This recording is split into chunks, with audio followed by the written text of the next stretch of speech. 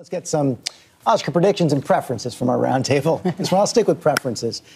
So many political themes, as we were talking about before. So, George, well, let me start with you. Who's your pick for Best Picture and Best Performance? Best Performance is Daniel Day-Lewis as Lincoln going away, and his makeup artist, whoever it was. And Best Picture, I think, for three reasons, would be Zero Dark 30. First, it's challenged to make a suspense movie when everyone knows the outcome, which they did.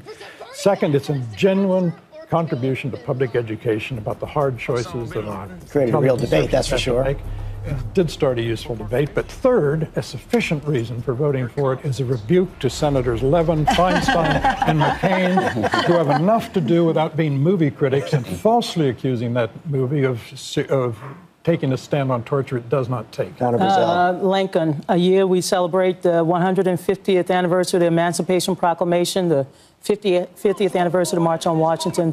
It was an emotional movie. It was a masterpiece. Daniel Day-Lewis deserved an Oscar. Him too, okay.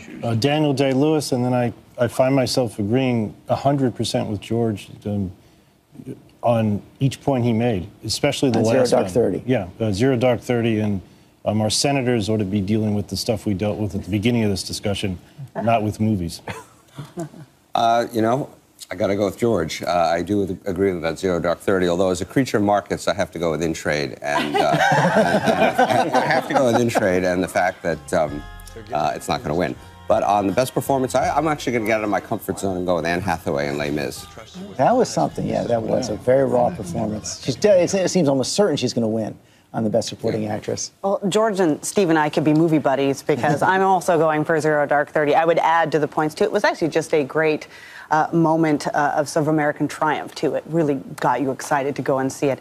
And Daniel Day-Lewis as well, too. He's just, it's magic to be able to embody a character like that. You watched it and you really did think you were watching Lincoln. It was amazing. It was simply astonishing. I have to agree. Daniel Day-Lewis, I think, gets Best Performance. But the idea that you could go to Zero Dark 30 and be in suspense watching a movie when, as George points out, the whole planet knows the ending of the movie. Well, the same thing though goes for Argo, which is why I love Argo as well. That's well, the same thing goes for Lincoln. I mean, you're sitting there saying, are they going to pass the 13th Amendment? Let me give a shout out to Q Wallace in Beast of the Southern Wild. I thought she had an exceptional performance. A young lady with a bright future. There is no question about that. I actually talked to her on Good Morning America. She is a darling little girl, just infectious.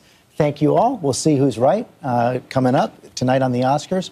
And now we're going to take a break and honor our fellow Americans who serve and sacrifice. After the longest gap without a casualty in Afghanistan since 2007, we learned that one American service member was killed there this week. The Pentagon has not yet released a name. And that is all for us today. Thanks for sharing part of your Sunday with us. Check out World News with David Muir tonight, and I'll see you tomorrow on GMA Live from the Oscars.